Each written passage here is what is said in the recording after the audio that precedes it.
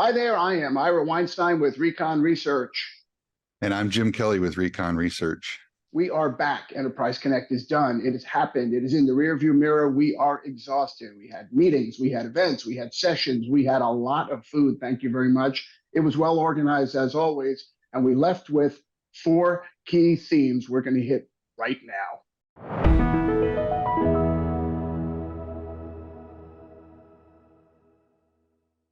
All right, topic number one, we couldn't get away from this, the topic of video conferencing interop. Jim, you did an amazing session, but I got to tell you, I could have seen, attended, or presented that same session 10 years ago. What am I missing, man? Well, the vendors have changed, and some of the names of how we interoperate have changed. So that's one difference. But it blows my mind. The same issue that we've been talking about for 10, 12, 15 years is still there, but it's kind of a different discussion now. During your session, which was almost full, what were the methods mainly talked about during that session? The main methods that we covered off on, we briefly touched on bring your own device, but we really focused on gateway services, and we focused on WebRTC. So the direct guest join between different devices and platforms. And then we also touched on app switching a little bit because we had Cisco and Microsoft in the room making their announcement of app switching.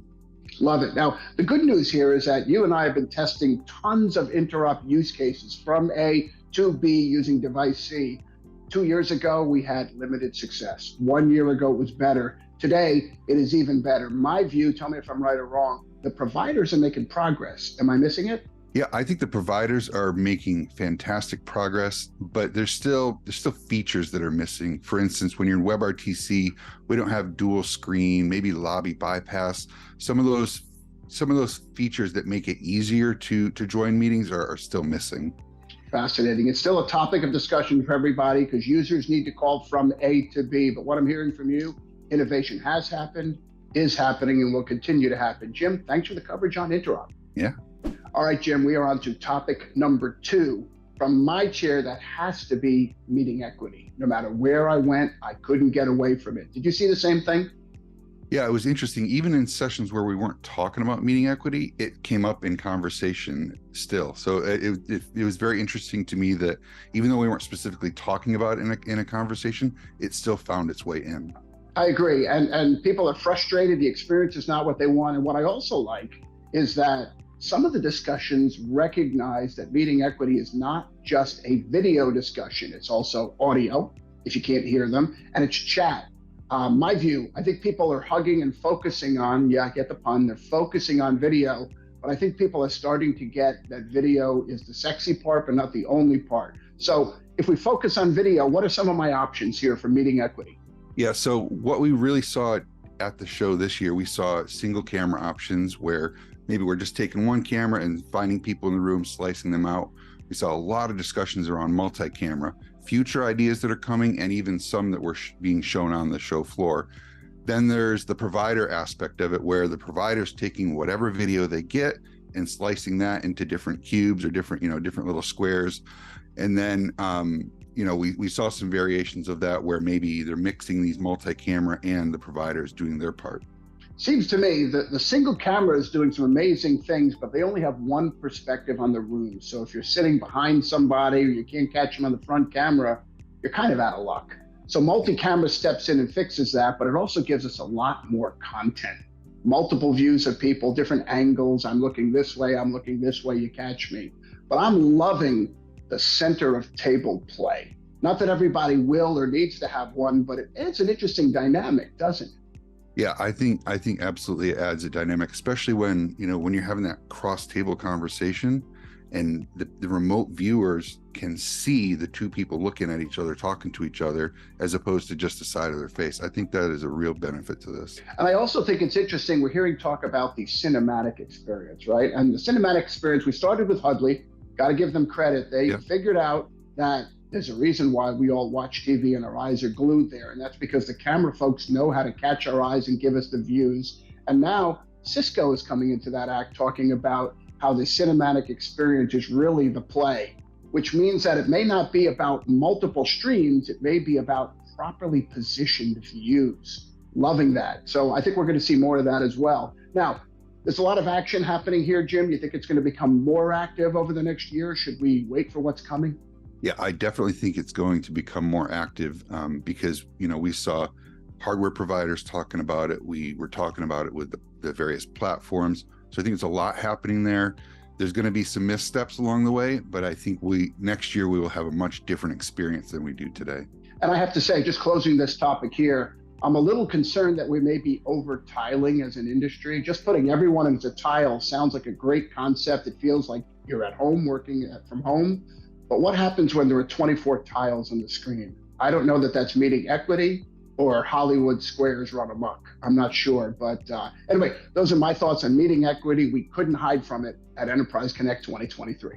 Okay, let's talk about topic number 3. This one was completely unavoidable at the show. I think it showed up in every meeting, every session we had, whether we wanted it to or not.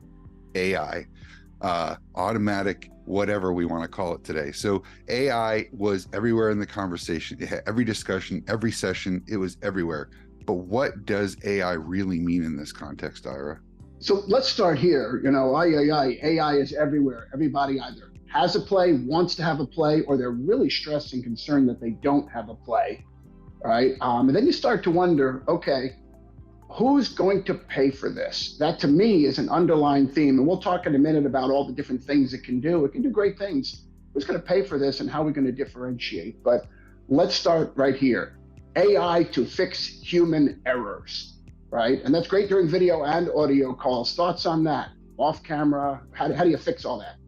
Yeah, I think, naturally for us, we love the meeting environment. So we're drawn to the AI that's in the meeting environment. I think things like noise reduction, fixing where people are on camera. If I'm off camera and the camera needs to move over to find me, meeting summaries, some of that pre and post meeting, tracking and tagging who's talking, analyzing the dialogue, training people how to do better on their next meetings. That's where my mind goes on how AI can make the experience better. But I think there's more to AI than just making experiences better. What are some of the other areas that we saw? I love the idea of bringing more information and value and context to a meeting, whether they're meeting summaries, whether it's tracking who's talking, analyzing the dialogue. I think that's great, but I have some concerns, I have to say. Some of the early AI testing I've done, one of the providers had me mistagged as an HVAC contractor based in Michigan. So here we are in these strategic discussions about helping companies, and my information is up on screen stating that I'm focused on air conditioning and heating systems. That's a problem. So how do we keep AI from running amok and causing damage, not adding value? Jim? Yeah, I think it needs to be thoughtful. If we're going to put AI in something, I think it needs to be well thought out and not just thrown into the platform for the sake of saying we have AI. What problem are we really trying to solve, and how will it improve the experience of a meeting or outside of a meeting? And then I think the workflow is another really important part of the conversation. How is it going to make me more effective at my job? I think we need to look at AI, and I think you're right. We need to look at it as an assistant, helping us with the experience, with the workflow, with the usability. The moment AI becomes a dominant force within the discussion, then we have a problem, right? And I think as an industry, and frankly, as a society, we're struggling to figure that out. I'm encouraged by the fact that everybody wants in on AI. I'm a little confused by who's generating the AI value, who's reselling whose AI value, who's integrating with someone else's AI play. This will all shake out, as will the money side, but AI is the play, AI was a play, and frankly, you can't hide from it at this point. Thank you, Jim, great stuff. All right, Jim, topic number 4. And again, this is another one you can run, you can hide, but it will find you kind of topic from Enterprise Connect. Our friend, the contact center, whether you call this engagement, whether you call this customer service, whether you're calling it a formal contact center or not, you couldn't get away from CCaaS at this show. What did you see and what did you think? Yeah, it is obvious that CCaaS is where everybody's drifting right now. And I think there's various reasons that we can discuss for that, but it is obvious that everywhere you walk around the show, you see CCaaS from a provider perspective, an analytics perspective, reporting, provisioning of users. It's everywhere. Everybody has a little play in that. And why do you think that is? Or why are we gravitating towards CCaaS? Great question. And here's my view. Like it or not, I think as an industry, we've innovated so much, but then we've commoditized so many of the areas that we add value. For example, back in the day, there was money to be made in the VoIP telephony world.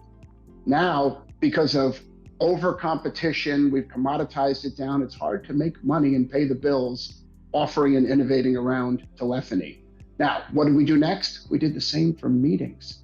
Video meetings and even audio meetings are essentially free now. It's hard to say how much they cost. It's hard to make money on that. And frankly, that's why so many of the providers are looking for other sources of income and profit. So we killed telephony from a profit point of view. We killed meetings from a profit point of view. I think contact center is a place where a lot of providers have found to hide, for lack of a term, because there's revenue to be made. And my guess, we got 2 to 3 years before we beat the heck out of that and pound all the profit out of contact center. But for now, there's money to be had. Jim, you think I'm way off here, or did I hit something? No, I think you're spot on. And I think where the success maybe will come is, obviously we're tying all these different pieces together, meetings, voice, video, and we've always called it unified communications. But I think the real value will be when we start building those workflows that make sense where people are, when we pull that AI in, and when we really build workflows that make sense to people and integrate into their actual business processes. I think that's where the real value will wind up being. I agree. And I think part of the beauty here, and also part of the power, is that unlike let's have another meeting, contact center is a very personalized, company-specific, use case-specific discussion. Yeah. Okay. The workflows you add, it becomes sticky, it's high value, it's complex, it's custom. That means there's a lot of room in the value chain. You've got the platform, you've got the integrators, you've got the end user managers. All of these contributors mean money, means stickiness, it means value. Once you simplify something, it becomes a commodity, you get it anywhere.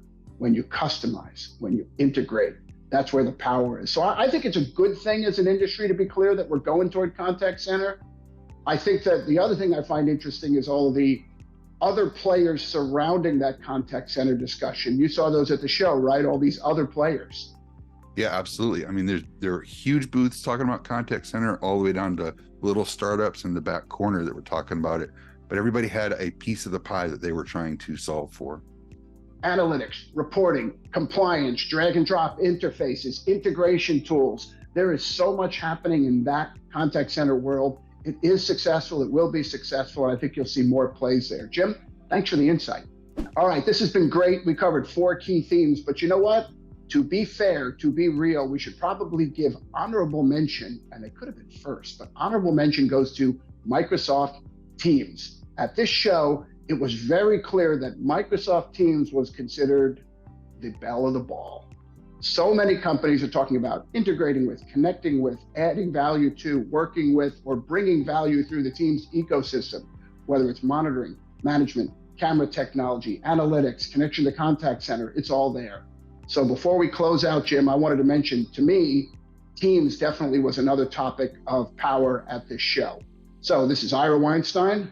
And this is Jim Kelly. Saying thank you very much. Enterprise Connect is in the rearview mirror. Thanks for your time.